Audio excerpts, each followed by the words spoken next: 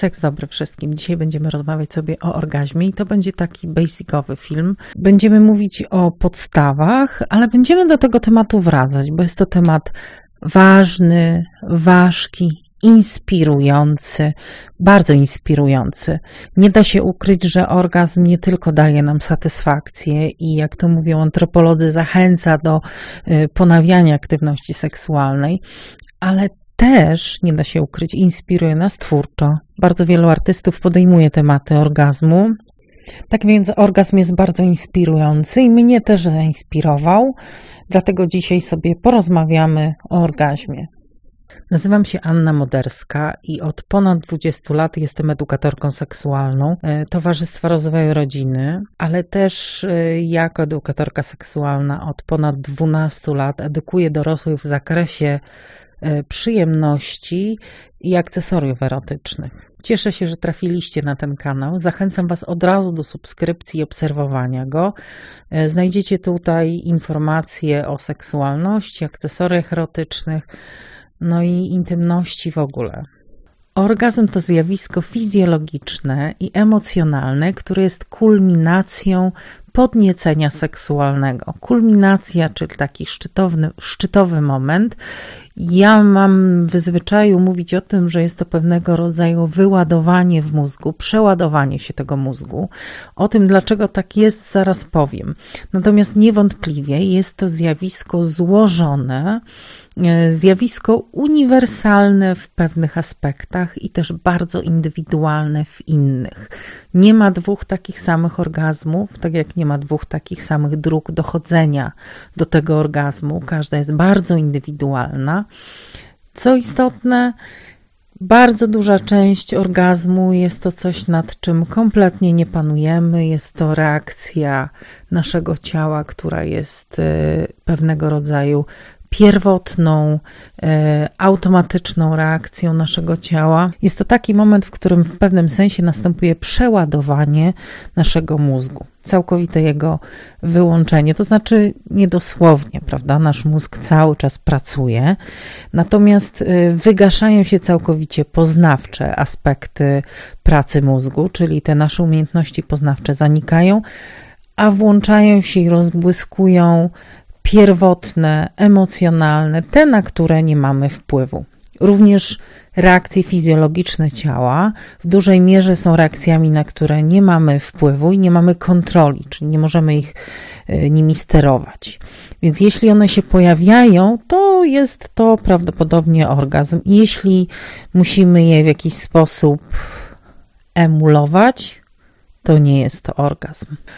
Orgazm pojawia się na skutek nabudowywania napięcia seksualnego, czyli w czasie aktywności seksualnej solo lub z partnerem przy pieszczotach narasta napięcie seksualne i przy odpowiednim dla danej osoby rytmie, intensywności to napięcie seksualne rośnie, aż do momentu, kiedy następuje, no właśnie, takie przeładowanie.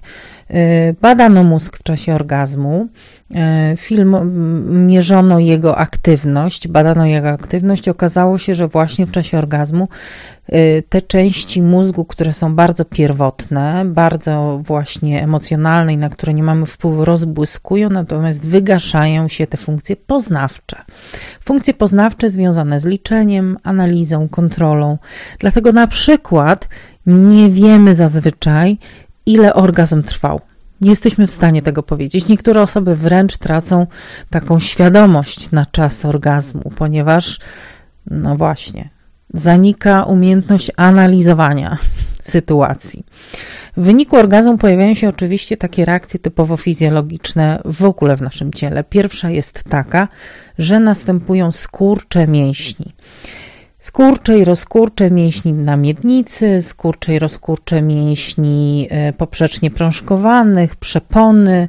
Zresztą przepona też bardzo intensywnie pracuje, ponieważ następuje intensywna wentylacja w czasie narastania napięcia seksualnego i samego orgazmu. Następuje wzrost ciśnienia, przyspieszenie tempa bicia serca i to wszystko rzeczywiście zbliża się do takiego punktu, w którym zaraz po nim następuje spadek tętna, zwolnienie bicia serca, Oddech z takiego bardzo płytkiego, bardzo intensywnego robi się znowu głęboki. Uspokajamy się. Bywa, że w czasie orgazmu, czy też tuż po, nawet czujemy to tętno intensywne, które powoli zaczyna opadać. Zaczynamy odczuwać głęboki relaks, takie odpłynięcie, nasze ciało się relaksuje, mamy ochotę się rozciągać, niektórzy właśnie tak robią, się rozciągają w czasie orgazmu. Znikają spazmy, które też pojawiały się. Spazmy to są właśnie te skurcze, nad którymi nie panujemy, czyli znikają te spazmy i następuje głęboki relaks. W naszym organizmie następuje też wyrzut hormonów, wyrzut dopaminy, serotoniny, więc tych hormonów szczęścia, ale też wyrzut oksytocyny. Oksytocyna to hormon przywiązania, więc bardzo często w wyniku orgazmu z partnerem, partnerką, zwłaszcza osobami, z którymi jest nam po drodze, odczuwamy ciepło, bliskie uczucia do tej osoby, miłość, która po prostu emanuje z nas. Wtedy mamy skłonność do tego, żeby na przykład wyznawać miłość, bo jest nam po prostu łatwiej. Chociaż jest wiele dróg stymulacji, chociaż jest wiele dróg podnoszenia napięcia seksualnego, to orgazm jest jeden. Nie ma żadnych rodzajów orgazmu. One mogą się od siebie różnić w wyniku na przykład czasu trwania tego budowania napięcia. Jeśli budowanie napięcia będzie długie, ale nieprzerwane, to ten orgazm będzie w wyniku tego intensywniejszy. Jeśli budowanie napięcia jest krótkie, do celu, to też orgazm może być słabszy. Natomiast nie możemy mówić, że zawsze orgazm taki jest intensywny, zawsze orgazm inny jest mniej intensywny. Zapomnijmy o tym micie, że łechtaczkowy to jest jakiś gorszy względem penetracyjnego. Czegoś takiego nie ma. Ocena, czy orgazm był satysfakcjonujący i cudowny, należy wyłącznie do osoby, która ten orgazm przeżywa. Oczywiście mówiąc o orgazmie, nie sposób nie wspomnieć o luce orgazmicznej, czyli zjawisku, w którym jest ewidentnie sprawdzone, iż istnieje dysproporcja pomiędzy odczuwaniem orgazmu w związku, w relacji, przy aktywności seksualnej z partnerem, partnerką, między kobietami i mężczyznami. O ile prawie 100% mężczyzn prawie zawsze, praktycznie zawsze odczuwa orgazm w czasie kontaktów intymnych z partnerkami, kobiety, tylko 60% kobiet odczuwa orgazm zawsze w kontakcie z partnerem lub partnerką. Z partnerką trochę więcej, 80%. Natomiast 60% z mężczyzną. Co to oznacza? No prawdopodobnie oznacza, że brakuje nam trochę wiedzy o tym, jak ten orgazm, jak doprowadzić do tego orgazmu, więc aby upewnić się, że orgazm zawsze jest, należy dokształcać się, należy rozmawiać ze swoją partnerką i partnerem, mówić o swoich potrzebach, ale też być gotowym na to, żeby coś zmieniać. Jeśli coś nie działa, to należy to zmienić, żeby mieć pewność, że próbowaliśmy różnych sposobów na to, żeby było nam przyjemniej. Oczywiście warto pamiętać, że nie dla każdego orgazm będzie tak samo istotny. Dużo kobiet deklaruje, że to nie jest najważniejsza część ich aktywności seksualnej i forsowanie za wszelką cenę tego orgazmu też nie jest dobrym rozwiązaniem. Ja sama stoję na stanowisku, że nie należy tego bagatelizować, bo jak założymy, że to nie jest najważniejsze, to lądujemy później z taką statystyką jak luka orgazmiczna. No bo zakładamy, że ponieważ to nie jest najważniejsze, to nie musimy się tym zajmować. A może powinniśmy się nad tym pochylić i się tym zająć. No bo każdy ma prawo do orgazmu. Każda dorosła osoba angażująca się w aktywność seksualną z drugą dorosłą osobą ma prawo przeżyć ten orgazm i dlatego warto zrobić wszystko, co w naszej mocy, aby tak się stało. Jeśli chodzi o zdrowie seksualne, orgazm jest bardzo cennym elementem naszego życia seksualnego, bo dzięki orgazmowi jesteśmy trochę zdrowsi. Z jednej strony samo przeżywanie orgazmu powoduje wyrzut hormonów też z macicy, wyrzut estrogenu z macicy, a zalegający estrogen w macicy może powodować wzrosty. Więc można by domniemywać, że przeżywanie orgazmów zapobiega takim zjawiskom. Druga sprawa związana jest z seksualnością mężczyzn, ponieważ jak się okazuje, orgazm przynajmniej 3 razy w tygodniu zmniejsza ryzyko nowotworu prostaty o 30%. To jest dość istotna statystyka, dlatego warto o tym pamiętać. Jednocześnie orgazm ma kilka przyjemnych właściwości, jak na przykład zmniejsza bóle miesiączkowe, potrafi zniwelować ból głowy, no i przede wszystkim relaksuje nas. Daje nam przyjemność, daje nam radość, więc zachęca nas do tego, byśmy powtarzali aktywność seksualną, byśmy do niej wracali i powoduje, że czujemy, że jesteśmy spełnieni w tej aktywności seksualnej. Orgazm wielokrotny czasem jest mitologizowany. To nie do końca tak jest, że on będzie trwał niesamowicie długo i jak już zupełnie się wystudzi nasze ciało i ochłonie, pojawia się nagle ni stąd, ni zowąd drugi, to raczej jest zjawisko takich mini-orgazmów na przestrzeni kilku minut, gdzie następuje opadanie napięcia seksualnego i następuje błyskawiczny skok w bardzo bliskiej czasowej odległości. Jak już jesteśmy tutaj, to warto wspomnieć o zjawisku uciekającego orgazmu. Jest to zjawisko, w którym w czasie pieszczot nastąpi moment, gdzie jesteśmy tuż przed orgazmem.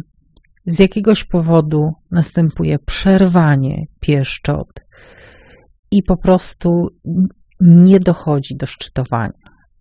I on po prostu gdzieś ucieka bokiem. To jest bardzo rzadkie zjawisko, ale może się Wam to przytrafić, więc mam nadzieję, że będziecie wiedzieli, jak to teraz nazwać. Człowiek nie jest jedynym gatunkiem, który przeżywa orgazm. Istnieje wiele gatunków, które dokładnie tak samo jak my przeżywają te orgazmy. Niektóre nawet trwają 30 minut. Jak się upewnić, żeby orgazm zawsze był? Przede wszystkim sprawdzić, co lubimy, jak lubimy. Jeżeli angażowane są więcej niż jedna osoba, no warto z drugą osobą porozmawiać o tym, co lubimy, jak lubimy. Aktualizować tę wiedzę i starać się rozmawiać o tym, czego potrzebujemy, żeby orgazm się pojawił. Nie zakładajmy, że wiemy, co zrobić, żeby druga strona miała orgazm. Nie zakładajmy, że to, co wydarzyło się z innym partnerem, partnerką, zadziała przy tej osobie. Tak jak powiedziałam na początku, jest to zjawisko złożone i bardzo zindywidualizowane. Żeby zadbać o orgazm, trzeba też mieć taką świadomość tego, jaki styl podniecenia seksualnego jest dla nas dominujący. Czy jest to spontaniczne podniecenie seksualne, czy jest to responsywne podniecenie seksualne. Responsywne, czyli w reakcji na jakąś aktywność. To jest styl pożądania, czy styl podniecenia seksualnego, który jest charakterystyczny dla około połowy kobiet. U mężczyzn jest on trochę niższy, to znaczy zaledwie 3% mężczyzn przeżywa responsywne czy też wtórne pożądanie seksualne. U mężczyzn pojawia się ono w momencie, kiedy na przykład następuje depresja i pewne leki psychotropowe mogą powodować pojawianie się takiego stylu podniecania i wtedy rzeczywiście droga do orgazmu jest trochę trudniejsza. Jeżeli wiemy, na czym polega wtórne podniecenie seksualne, możemy wtedy obejść te trudności trochę łatwiej. Aby zwiększać szanse na orgazm, ludzie korzystają z różnych pomocy, z akcesoriów erotycznych, z gier erotycznych, z kosmetyków erotycznych i te wszystkie rzeczy odpowiednio dobrane, jeśli tego pragniemy, mogą pozytywnie wpływać na orgazmowanie. Jeśli pomimo wysiłków, prób komunikacji i pełnego porozumienia partnerów w aspekcie właśnie przeżywania orgazmu, te orgazmy dalej nie przychodzą albo jest pewna trudność z nimi, warto porozmawiać ze specjalistą. Lekarz powinien zbadać właśnie nasze hormony, sprawdzić, w jakim jesteśmy stanie. Być może warto odwiedzić lekarza i posprawdzać, co z naszym ciałem, czy wszystko z nami jest ok. Dziękuję Wam za obejrzenie tego filmu. Zapraszam Was do innych filmów na kanale i zapraszam Was do innych tematów, które będziemy podejmować wokół orgazmów, bo z pewnością takie tematy się pojawią.